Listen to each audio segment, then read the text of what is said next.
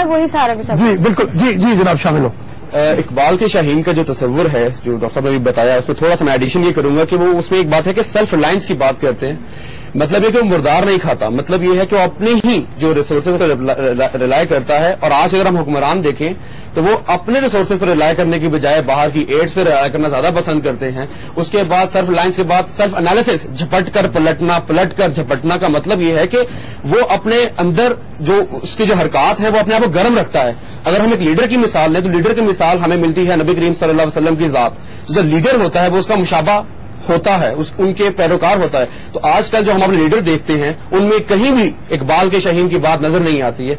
फिर तीसरी बात जो उन्होंने की है वो डायनामिक विजन की बात की है कि जो शाहीन है वो विजनरी है, डायनामिक होना पड़ेगा हमें उसकी सोच लिए, तंग नजर नहीं होनी पड़ेगी। लेकिन बदकिस्मती से हमारा मुल्क इन तीनों ही जो चीजों का वो उसमें वो चीजें नहीं पाई जाती, हमारे लीडर्स में वो चीजें नहीं पाई जाती। इसीलिए कायद-ए-आज़म रहमतुल्लाह अलैह के बाद लीडरशिप का हमारे मुल्क में एक फुकदान रहा है पिछले 63 वर्षों में।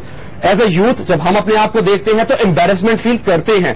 बेशक हमारी सोच एक ऑप्टिमिस्टिक जरूर है, लेकिन पेसिमिज्म जब होती है जब हमारे ही लीडर जिनको हम चुनकर असेंबलियों में भेजते हैं और पता ये चलता है कि उनकी डिग्रियां ही जाली हैं, पता ये चलता है कि करप्शनों की लंबी लंबी कहानियां शुरू कर दी गई हैं, पता ये चलता है कि हमारे ही साथी आज किसी बम धमाके में मारे गए या कोई बेचारा गाड़ी की ट्रेन के नीचे या किसी ने खुदकुशी कर दी। गुर्बत अफलास अब हम लोगों का रास्ता देख चुकी है।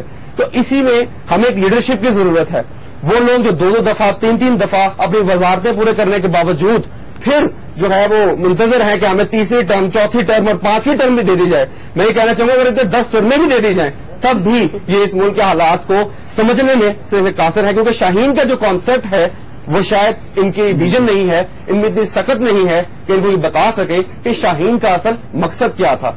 और आखिरी बात जो मैं कहना चाहूंगा वो ये है कि इकबाल के अफकार को बदकिस्मती से आज की हमारी यूथ जो है वो भी इतनी समझ नहीं पाई है कि इकबाल की, ठीक है इकबाल की एक शायरी की एक इंटरप्रिटेशन है और मसला ये है कि वो इकबाल को भी बाज़-ओ-क़ात सेकुलर या इकबाल को बाज़-ओ-क़ात एक्सट्रीमिस्ट करार दे देते हैं। नादान लोग वो ये नहीं समझते हैं कि इकबाल की सही अप्रोच क्या थी। तो मैं समझता हूं कि विजन का एक बहुत बड़ा फुकदान है जो हमारे इस मुल्क में है।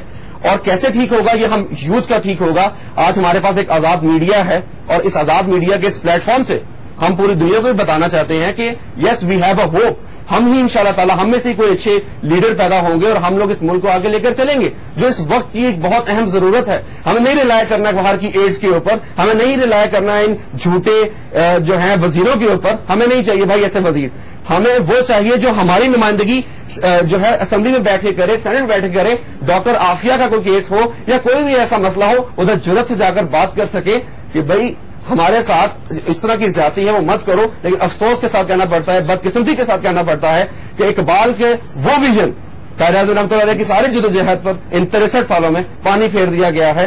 और हम एज ए यूथ जो आगे देखते हैं वो क्या देखें, हम अपना बिजनेस करना चाहते हैं, जॉब्स करना चाहते हैं। पाकिस्तान इस वक्त वो दुनिया की कंट्री है जहां पर सबसे ज्यादा नौजवान तबका जो है वो इस मुल्क में लीड कर रहा है। लेकिन अफसोस की बात है कि जो नौजवान तबका है उसके लिए इतने वसाइल ही नहीं आज हमारी हुकूमत ने बनाए।